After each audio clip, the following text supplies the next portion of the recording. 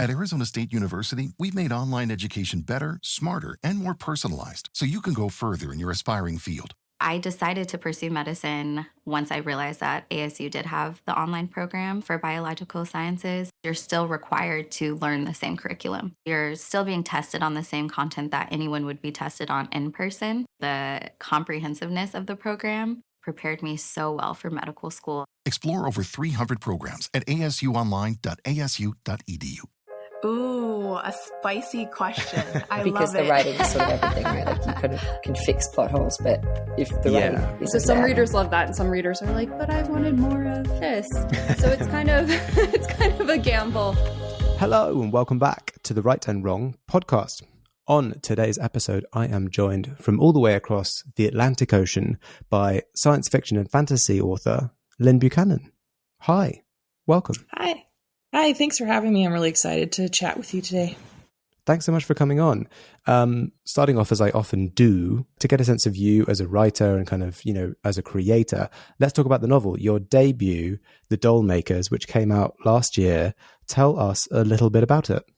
So The Doll Makers is an adult fantasy novel. It's about a woman who spent her whole life learning how to make magical dolls to fight monsters that terrorize her country. But when the time comes for her dolls to be assessed, she's told they're too beautiful and delicate to fight. So she sets out to prove everyone wrong, spreading chaos and confusion as she does so. It's really inspired by Studio Ghibli films. Okay. That kind of like vibe has always really impacted me and really influenced my writing. And I don't know, it's just about an awful person learning to be a less awful person. Yeah, that's got Studio Ghibli written all over it. It's such a cool concept. I love the marrying of like magic with construction and like building, because so often you see in fantasy it's like the person has the powers within them, but it's cool to see the magical thing be transferred into like the skill of creation. Yeah, I had a really fun time with that. I really like making kind of art-based magic systems. It kind of goes back to that old writing adage of write what you know. Mm-hmm. Since I am an artist, I feel like I can really speak to art and magic being together in my stories. So that's part of the reason I write about art so often, I think, in my stories and with Doll Makers in particular. Okay. What kind of art do you do? Well, I write, for one. Well, yes. I also really enjoy, the writing thing. I also really enjoy drawing. That's one of my favorite hobbies. I am a classically trained oboist. Oh. So there's music, lots of music in my life. And someday I will write a book about like a music-based magic system. Okay. Yeah. Very cool. Which will be fun. But yeah, I just lots of art. I also, in my day job, I work as a art assistant at Dragonsteel, which is Brandon Sanderson's company. Mm-hmm. And I work with the freelance artists that we work with for his books. So I just spend almost all day working with visual artists, which is really fun. Oh, very cool. And also specifically visual artists drawing epic fantasy scenes most of the time. Yep. Mm-hmm. Which is okay. Fun. Yep. Yep. And I had a lot of fun doing that for my own book as well. Yeah, I noticed there's multiple illustrations with the book. Were you involved with those? Yes, I commissioned those myself and art directed them. Oh, so, yes, okay. I did. Very involved. And HarperCollins were just cool with that? Yep.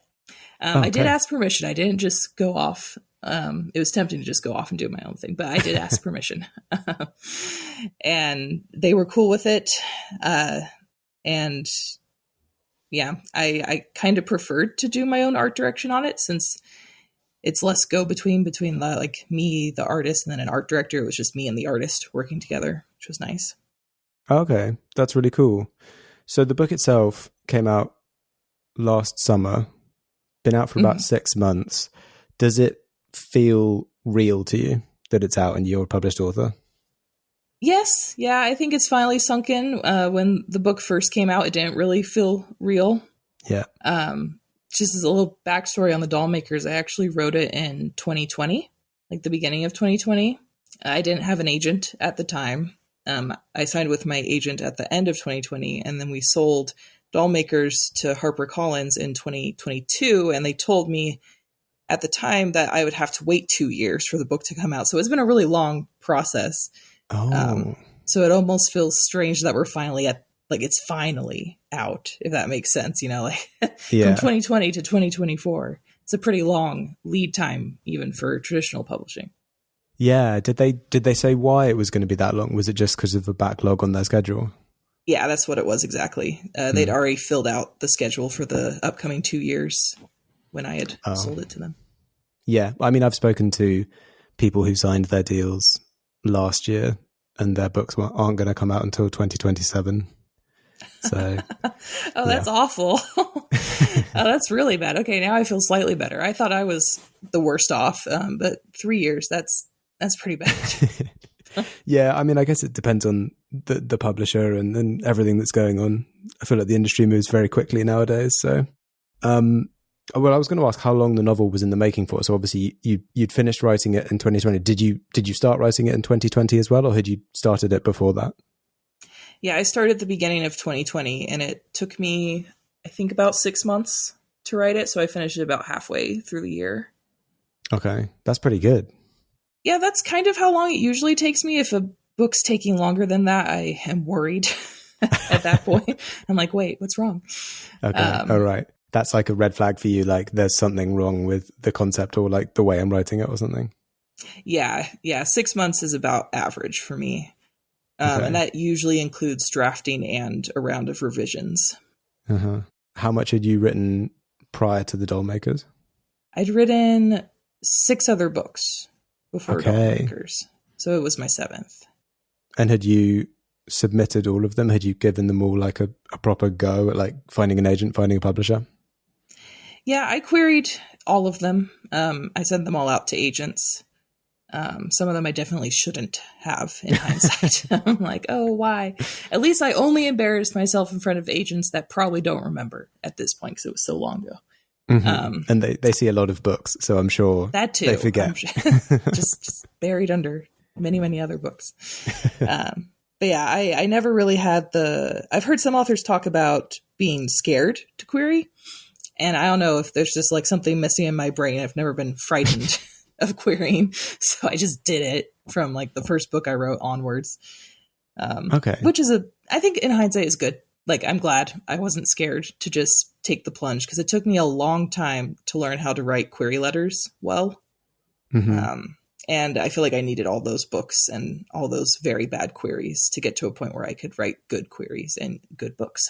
So. Yeah, I think it's good to have the courage to just put yourself out there. And also, there's that thing people say, and sort of, not just in publishing, across all sorts of things, where it's like make mistakes fast. Because the more you do it wrong, the quicker you learn to do it right. Yeah, I'd agree with that.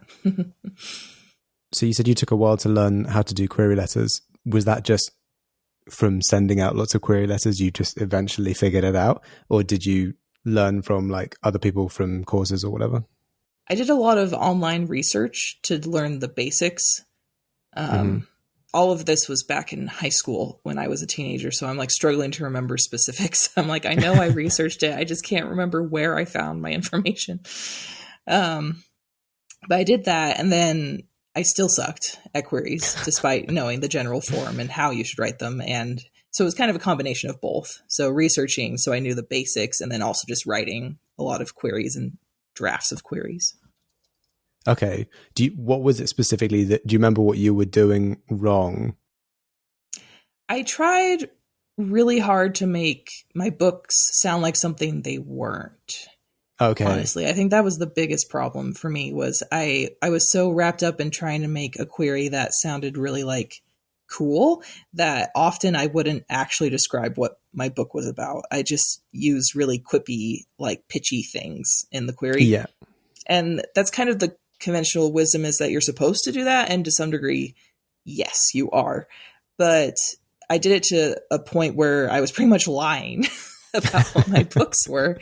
So that's a bad query when it's misrepresenting your book.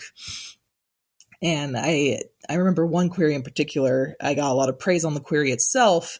And then looking back on it now, I'm like, that is not even what the book was about. You know, like I was like, what? No wonder everyone rejected it, even if they asked for samples, you know, like pages from the book because it didn't even match the query. So that was one of the big problems with my queries, were just me trying too hard almost. Mm-hmm. It's something I've spoken about with friends of mine who are authors who have been through similar things, where they've said, when they first got into query, because also no one really, when you write a book, most people don't necessarily understand how any of these systems work. So it's a whole new thing to be like, no, you have to write a query and like a cover letter, and you have to do this and that and that. And I think a lot of people that I've spoken to have at some point whilst querying sort of looked at what's popular and then tried to sort of really shoehorn what they've written into describing it in a way that's popular, like a genre that it's just not. And they're like, oh, it's actually one of my friends, she won't mind me saying this, but she described her novel as, I think she described it as science fiction. She went out of her way to not say dystopian because she'd read that dystopia was not popular at the time that she was querying it. It's 100% dystopia, but she just would not say it in her cover letter. Yeah, that's ironic now because dystopian's coming back right now. Yeah, it is. It's all cyclical though, right? Like fashion. It is. Yeah, it's been almost 20 years since Hunger Games, so the time has come. It's time, and there's a new Hunger Games coming out. I'm excited about that, honestly. I love Hunger Games. I'm a huge Hunger Games fan, so I'm like, cool. Okay. Yeah. Hunger Games was good. People keep telling me that vampires are on the way back, but I haven't really seen the big wave yet. I've seen one or two, but not a huge wave yet. Maybe it's just that editors have been acquiring them lately. I don't know. Maybe. Now I think about it, there's been quite a few vampire movies coming out, so maybe that'll hit first and then the books will follow. Yeah, I can see that. Yeah. So you've done some teaching bits within writing. You work at Dragonsteel. Am I right in thinking that you also did Brandon Sanderson's class? Yes, and I actually still TA for him for that class. Oh, okay, that's cool. I've watched all of the lectures online. They're brilliant. He's a fantastic educator, as well as that other stuff he does, the writing or whatever.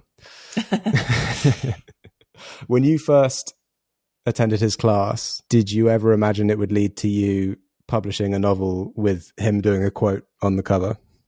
I definitely thought it would lead to me publishing a novel because that was my goal at the time. That's good.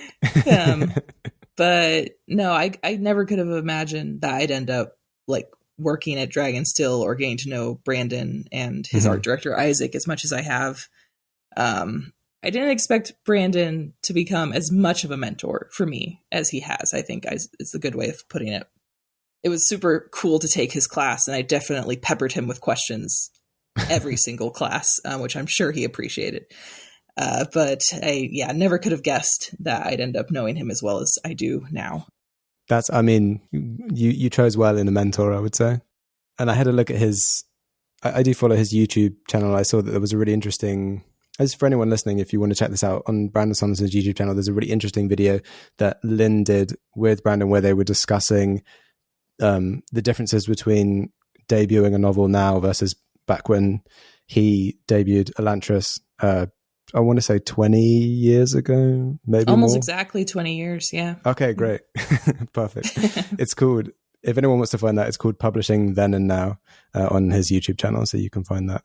So as well as Brandon Sanderson's lessons, and obviously you're very much part of that team now, you also worked with the Odyssey Writing Workshop. What does that entail? So when I went to Odyssey, it was still in person. It was back in 2019. So we were actually the last year that went in person for the workshop. Okay. And so it's a little different now since Gene Cavellis, who runs the workshop, has moved to all online and kind of changed the structure. Mm-hmm. But when I went, it was a 6-week-long in-person workshop just that did intense dives into writing. I say intense because like literally all of us, there was 15 of us who went, and all of us had to break down at least once across the 6 weeks. Mine was like right at the midpoint. I remember I like just burst into tears at one of our dinners for no reason. It was great. Just because of how it was, just makes it sound like we were all traumatized. We were a little, but But it was just very, very intense because we would get up in the morning, we go to class for like 8 hours, and then we were expected to write. I think we had like a weekly word count we had to hit. I was hitting 10,000 words a week while I was there. I can't remember if that was like something Gene made us do or if I was just imposing it on myself, so I was making it worse. But we did have like assignments and things like that. So it was kind of like taking a graduate level writing course in 6 weeks. Okay. So it was just very like intense. And Gene just taught us everything from like story structure to plotting to characterization to revision to things about the industry. Lots of fire hose. And it was great. I feel like as I'm talking about this, I'm making it sound like it was awful in some way. It was not. It was fantastic. I recommend Odyssey to everyone. I've heard only good things about the online version of the workshop. Mm-hmm. So even though I don't have a personal experience with it, I've heard it's fantastic, which makes sense because Gene is fantastic. I've never gotten better feedback than what I got from Gene on my writing while I was there. Okay. Do you feel like it was quite instrumental in getting you to where you are now? Oh, 100%. That was kind of like the last big leap I can remember in my writing skill between Odyssey and then coming back from Odyssey. The first thing I did after I got back from Odyssey was revise a book I had written before the workshop. And that book was what got me my agent about a year later. So, and that was the first time, that book was the first time I had written a good plot, because that was the big thing I needed to learn. And the big thing I focused on at Odyssey was plotting. Oh, okay. Right. I'd love to talk a bit about your agent, but just last thing on Odyssey Writing, I had a quick look over the website. Couldn't help but notice other alumni include Rebecca Kwong. Mm-hmm. Wow. She's incredible. So I'm sold just based on that alone. Your agent, Matt Biala, is that how you pronounce it? Yeah. Mm-hmm. Who also represents Patrick Rothfuss. Mm-hmm. There's a musical-ish magic system in his books, right? Yeah. Yeah, I mean... I don't know if the music is tied to the magic, but it's close. Yeah, if not, it's very close. He also, I saw, reps British comedy icon Eric Idle, but that's another thing entirely. So how did you... It wasn't with the doll makers. How did you and your agent sign together? Was that open submissions? Ooh. So this is a weird story. So I actually met Matt at a workshop called Futurescapes, which is held in Utah, which is where I live. Mm-hmm. It's now all online as well. A lot of the things I did changed after COVID, and I always feel a little weird talking about them because I'm like, yeah, this was a great networking thing. Also, you can't do it anymore because of COVID. Yeah. But yeah, so anyway, I went to Futurescapes, and Matt was one of the guest agents that came that year. And the way that Futurescapes is run is you're put into a workshop with a faculty member, which is an agent or an editor or a professional author. And then they critique your work. And Matt was the head of my workshop for that. And so he read part of a space opera I'd written. And afterwards, he seemed to like it. So afterwards, I very gracefully and not creepily followed him out of the workshop room and cornered him and asked him if he wanted to read the rest of the book. And he did. So that's how we started kind of communicating. I sent that book to him. It was not good. He rejected it, rightfully so. And I then sent him the book I was talking about earlier, the one I worked on after Odyssey. That one's called... That's interesting. Yeah. That one's called The Novice, which hasn't been published yet. I'm still hoping I can place it somewhere, but it hasn't come out yet. Okay. And I sent that to Matt the beginning of 2020. And, then the whole world exploded.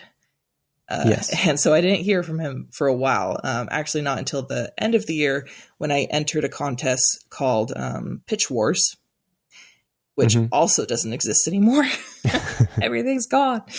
But I entered Pitch Wars and I actually got selected for it. And just a little thing about Pitch Wars, kind of like summary of what it was. It was a pitching contest where you could submit a book to a published author, and they could pick you to be their mentee for I think it was 6 months. And then they worked with you on the book. And then at the end of that, there was a agent showcase where agents could go and like look at all the Pitch War mentees books and decide if they want to read or offer and that sort of thing.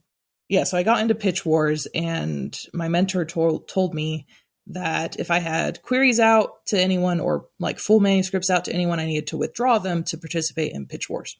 That was just their rule. So I reached out to Matt and a couple other agents who had the full manuscript because I started querying it wide after I sent it to Matt. And 3 of them offered representation.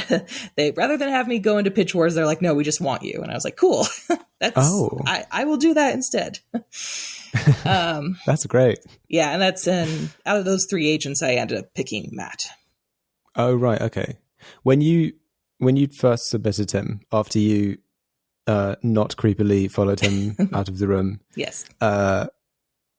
Did he, when he rejected it, did he say, this isn't quite right for me, but I like the style. If you have something else, send it to me? Or did you just send it to him because you just felt like it would be a good fit? He invited me to send more. Yeah. He wanted my next book. So I think he was, I'd have to go back and look at my email, but I'm pretty sure he was the first one I sent The Novice to, that book to. Uh-huh. And then once you'd signed, presumably you worked together to do a couple drafts before you sent it out to editors? Yeah. The Novice, we only did 1 round of edits. It was pretty clean. We were pretty satisfied with it. Similar to Dollmakers, actually. We didn't do tons of edits on Dollmakers either. And we sent The Novice out end of 2020, and it died on sub. RIP. But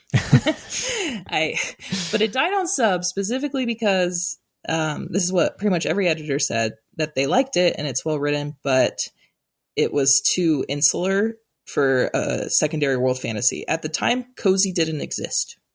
I feel like I need to point that out. So the feedback I got that it was like too small of a scope for like a secondary world fantasy, I don't think applies anymore. Now that the boundaries have kind of been redrawn by Cozy. So that's why you were pre-Travis Baldry. Yeah. And I mean, I can't now we're post-Travis. I can't really call The Novice Cozy. It's more of a lock room horror story set in a fantasy world. Okay. But lock room horror story is pretty small scope, you know, you're in like one place. Yeah. But I still have hope for it. Because I do think it now fits into the industry a little better now that like smaller scope fantasies have kind of come into vogue a bit. Yeah. Smaller scope. And I know, at least talking to a lot of people in the UK who are in publishing, crossing genres, like hybridizing genres is very popular now. So if you can do your like locked room horror, but set in a fantasy setting, that's interesting. That's, people like that. I love that book, so I really hope I can find a place for it. Yeah, me too. I mean, it sounds cool. Anything that's like a predetermined, just mixing genres. I just love that. I love mixing genres together. So, and it sounds like that's what The Novice is. Yeah, it is. Yeah, very cool. We're at the point in the episode where I maroon you by yourself in the middle of the ocean, and I ask if, Lynn, you were stranded on a desert island with a single book, which book do you hope that it would be? Can I say a series, or does it have to be one book? Do you think that if I gave you glue and enough materials, you'd be able to bind the series together? Yes, actually. These books are small enough. Stormlight Archives, no. then? No, it's not. Sorry, Brandon. Sorry, Brandon. Yeah. Oh wait, now I'm rethinking my answer. It's fine. Okay, I'm just gonna say the most recent series I read that I adored because I am obsessed with it right now. So at this moment in time, this is what I would pick. Who knows if like in a week I'd pick something different, but in this moment of time, I recently read what is the series even called? I know what the first book's called. I read The Winter King by Bernard Cornwell. Oh, yes. Which is an Arthurian retelling. Is there like a name for the series? There is a name for the series. I just can't remember. But I take that trilogy because it's a retelling of the Arthur myth. I just love it. I can't stop thinking about it right now. I finished the last book yesterday, and I'm sad. I'm having a hangover. A book hangover. Like I might need to reread them all again. Okay. How many were in the series? There's 3. So it's a trilogy. Okay, right. Trilogy. I didn't realize, in my head, Bernard Cornwell only did historical fiction. I didn't realize he did Arthurian legend, which is more like historical fantasy folklore. Yeah. It is historical fiction because the magic, you're not sure if it's actually magic the entire series. So I would call it historical. Right. It's the Arthur myth as if it was real, if that makes sense. Like, this is probably historically the closest it would actually have looked. Yeah. So yeah, okay. I was surprised too. I don't usually read historical fiction, but I mean, I'm a sucker for Arthur, so I'm like, I will read any. Okay, not any, but I will read a retelling of Arthur without blinking. I'm like, yes. Yeah. I've read a couple of Bernard Cornwell's books, and he's an incredible writer. Like, I've never felt so immersed in battle sequences or set pieces as when you're in like a Bernard Cornwell in the thick of it, gritty, kind of grim, dark vibes. Yeah, I love the battle scenes in this series, and I felt them on a new level and appreciation because about a year ago I got to dress up in real armor, like period accurate medieval armor, and oh gosh. I don't know how they fought in that stuff. I would have just died. At one point, I fell down while I was wearing this armor, and I just stayed down. I was like, yeah, this is fine. I'll just die. I'm good. What was the occasion? Why were you dressed up like that? So it was actually something that Brandon invited me to. He had some connection to some people that like are experts on this. One of them consulted on like the Rings of Power. Okay. And they invited him to come and wear real armor and experience that. And he invited me to come as well. I was like, yes, I will come. But he's like built for that. He's like 6 foot something and like clearly a man born to wear armor. Yeah, I was very sore afterwards. But it was a cool experience. I'd imagine so. Learned a lot about just how that kind of fighting happened. And in summary, the main thing I took away was the goal was to knock your opponent over because then they wouldn't be able to get up and you could slit their throats. So, yay. Okay. That's good research for writing if you're writing in a sort of medieval setting, right? Or just armor in general. Yeah. Just armor. I'm like, yeah. This is what armor's like. Reality check, everyone. Heavy. Yep. Very heavy. Heavy. That's why in fantasy we all have like mithril armor and things where it's dainty and light, breathable. Yeah. Awesome. Bernard Cornwell, great choice. I think you're the first person I've had on the podcast to go with Bernard Cornwell. So I feel like he's been underrepresented and you've saved him from that. There we go. Next up, we are going to get into some writing processes. I'd love to chat about world building, magic systems, and more of my favorite things. That will all be available on the Patreon. Yeah. I hope it doesn't happen again, but I can at least recognize if it does. Yes, exactly. And with that, I think we're at the end of the episode. So thank you so much, Lynn, for coming on the podcast and chatting with me and telling me all about the doll makers and your kind of experience with writing and debuting last year. It's been awesome chatting with you. Yeah, thanks for having me. This was a really fun chat.